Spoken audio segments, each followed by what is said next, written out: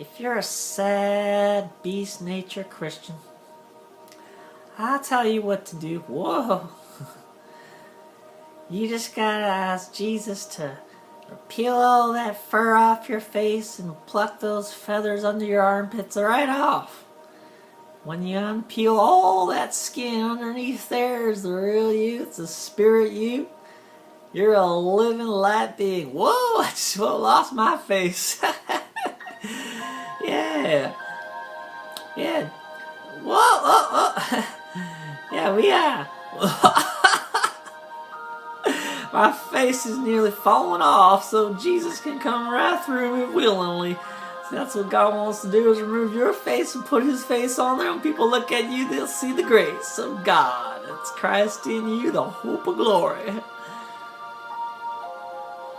Let's be serious for a minute here. God wants to come out through you. No matter what it looks like on the outside, he's gonna make it real pretty when it starts flowing out through you. It's gonna be an earth. It's gonna be an earth garden of glory, just like it was in Eden.